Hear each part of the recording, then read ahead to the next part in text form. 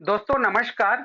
आज के इस वीडियो क्लास में हम आपके बीच जो है बेहतरीन प्रश्न लेकर आए हैं और इन बेहतरीन प्रश्न का जो है परिमाप निकालने का बहुत ही शानदार तरीका, बहुत ही बेहतरीन ट्रिक आपको बताने वाले हैं।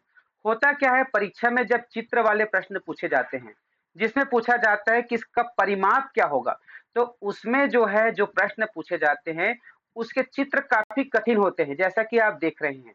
यहाँ पर कहीं पर भी नहीं बताया जाता है कि ये चित्र किस प्रकार से है।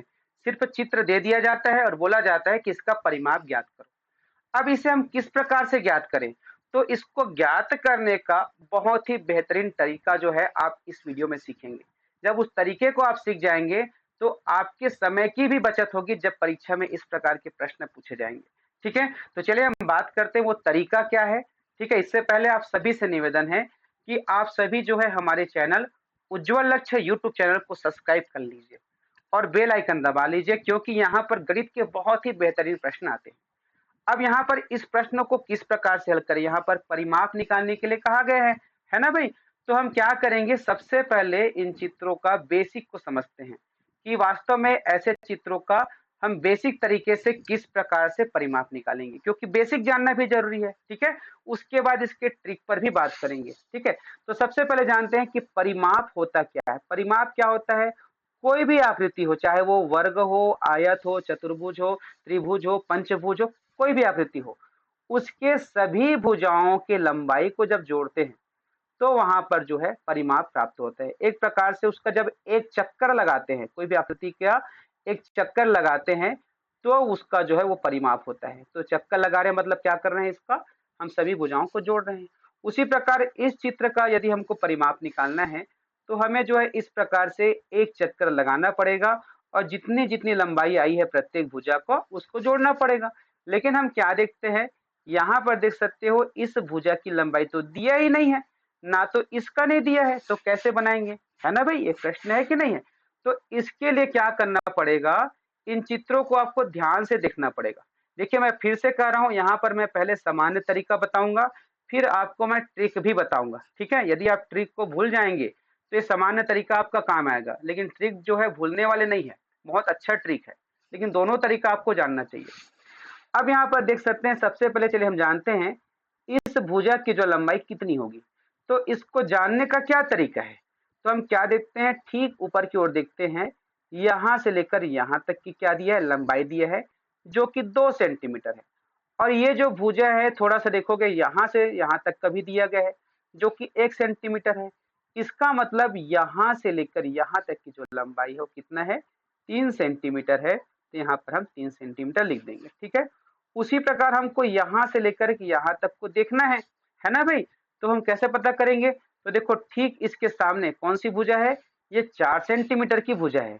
लेकिन 4 सेंटीमीटर कहाँ से कहाँ तक है, यहाँ से लेकर के यहाँ तक है ना भाई? तो ये जो है इससे बड़ा है, ये बड़ा है ना भाई, 4 सेंटीमीटर इससे। तो हम क्या देखते हैं, यहाँ पर जो खांचा बना हुआ है, इसको थोड़ा सा और आगे बढ़ा के देखते हैं। आगे बढ़ा के देखते हैं तो क्या होता है, ये जो 4 सेंटीमीटर की भुजा है, इसको यहाँ से यहाँ तक काट दिया।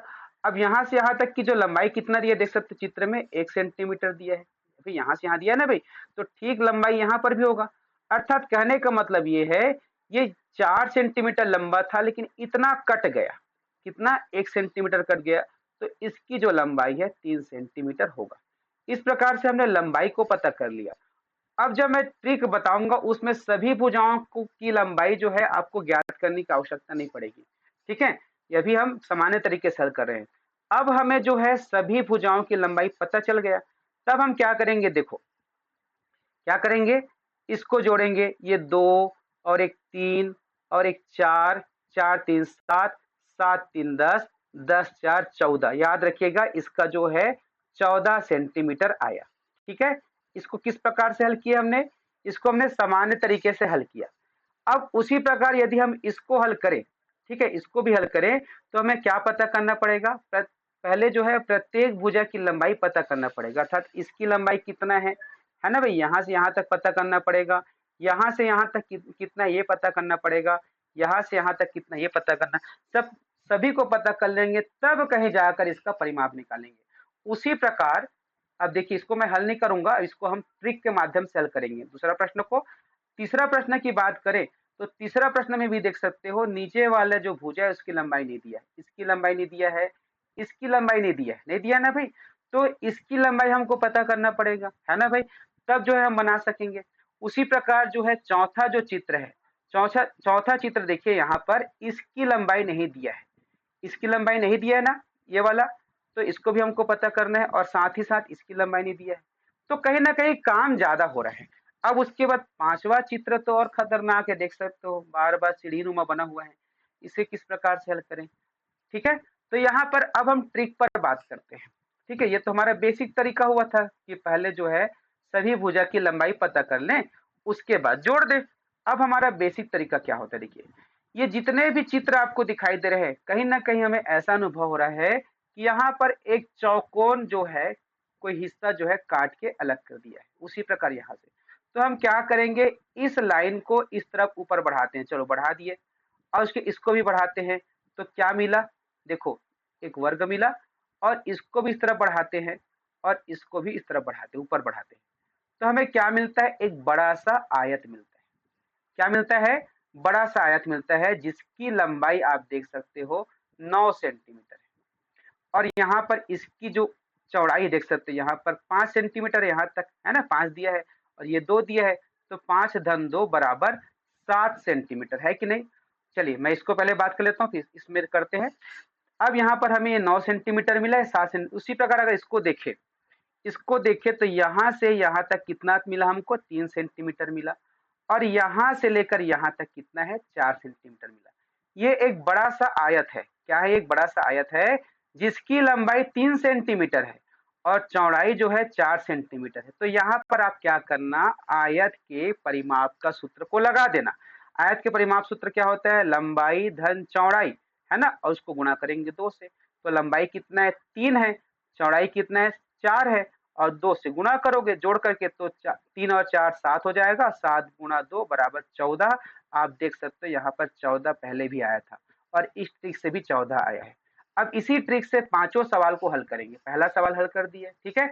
अब उसके बाद जो छठवां सवाल है, वो जो है इस ट्रिक से नहीं बनेगा, ये अलग ट्रिक से बनेगा, इसके बारे में भी बताएंगे, ठीक है।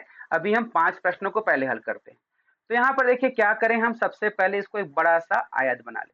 बड़ा सा आयत बना ले तो हम क्या मिलता है, यहाँ पर ये 9 सेंटीमीटर लंबाई है, और 5 और 2 7 सेंटीमीटर चौड़ाई है। 7 कैसे हुआ, देखो यहाँ से यहाँ तक 5 हुआ, और यहाँ से यहाँ तक 2 सेंटीमीटर हुआ, तो ये लंबा जाएगा ना भाई, इसकी लंबाई तो 7 हुआ। तो अब क्या करना है, ये बड़ा सा आयत बन गया, जिसकी लंबाई 9 है, चौड़ाई जो है 7 है, दोनों को जोड़ दो, 2 से गुणा कर दो, 9 और 7 16, 16 दूनी 32, इसका जो परिमाप है 32 सेंटीमीटर होगा। अब करके देख लीजिए। अब हम बात करते हैं जो सी नंबर का प्रश्न है उसको।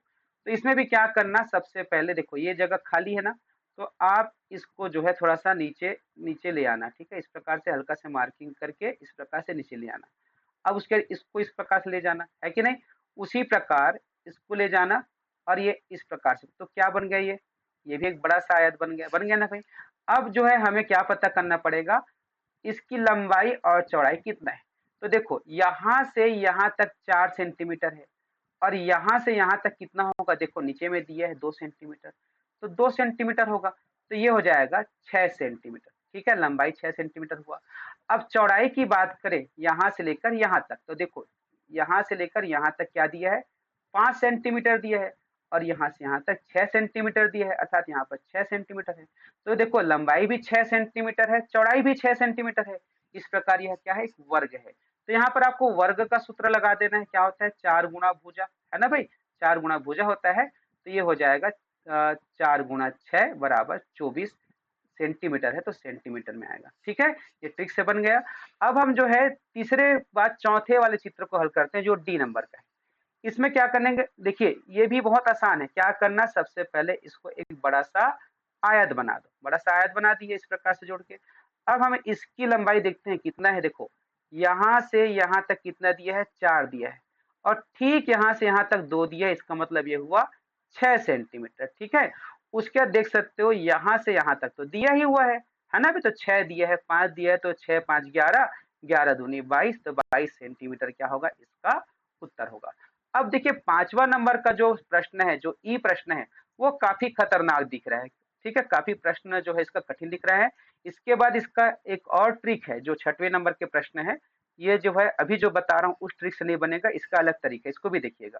ठीक है, अब यहाँ पर देख सकते हैं, इसको हल करना है तो हम क्या करेंगे, सबसे पहले एक बड़ा सा आयत बना दो इस प्रकार से। ये बड़ा सा आयत बन गया, यहाँ से यहाँ तक बन गया। अब हम देखते हैं कि इसकी जो लंबाई है 8 सेंटीमीटर दिया हुआ है। अब हमें इसकी चौड़ाई पता करना है। नीचे आपको जानने की जरूरत नहीं है, देखो, क्योंकि यहाँ पर 2 सेंटीमीटर दिया है तो इस सबको करने की आवश्यकता नहीं है, क्योंकि ऊपर और नीचे दोनों बराबर रहेगा। अब इसकी लंबाई देखना है तो देखो, यहाँ से यहाँ तक क्या दिया है, 2 सेंटीमीटर। अब हमें इसकी लंबाई पता करना पड़ेगा, इसकी लंबाई, इसकी लंबाई। ठीक है, तो इसकी लंबाई देखो कैसे पता करेंगे, इसके सामने तो पूरा तिरछा टाइप का जगह है, मतलब पूरा अजीब टाइप का बना हुआ है। तो कैसे पता करेंगे, देखो यहाँ तक देखते हैं, यहाँ तक देखेंगे, ये दिया है 3 सेंटीमीटर। तो यहाँ तक की जो लंबाई है 3 सेंटीमीटर होगा। अब हमें इन इतना से लेकर इतना तक का पता करना है। तो देखो इस प्रकार से आगे बढ़ाते हैं, आगे बढ़ते तो हम क्या पाते हैं, ये एक खंड और ये 2 खंड, और एक खंड की लंबाई कितना देख सकते हो, ये 1 सेंटीमीटर है। तो ये 1 सेंटीमीटर और 2 सेंटीमीटर, तो यहाँ पर ये 2 सेंटीमीटर होगा। तो यहाँ पर 3 2 5, 5 2 7, तो ये जो इसकी जो चौड़ाई आया वो जो है 7 सेंटीमीटर आया। अब जो है आयत जो मिला है, लंबाई 8 मीटर और चौड़ाई जो है 7 मीटर, सॉरी, लंबाई 8 सेंटीमीटर और चौड़ाई जो है 7 सेंटीमीटर दिया है। तो अब इसे आप हल कर सकते हो, 8 धन 7 गुणा 2, तो 15 दूनी 30, इसका आ जाएगा 30 सेंटीमीटर। तो इस प्रकार से कोई भी चित्र दिया जाता है, उसमें सबसे पहले आप देखना कि इसका जो हिस्सा कट के अलग हुआ है वो चौकोन नुमा है क्या, अर्थात चौकोन अलग हुआ है क्या, एक अंदाजा से पता चल जाता है ना भाई। अब कोई चित्र ऐसे दिया रहेगा, मान लो इस प्रकार से ऐसे दिया रहेगा, तो उसका नहीं बनेगा, क्योंकि इसमें पता चल रहा है कि ये क्या है, चौकोन कट के नहीं निकला है।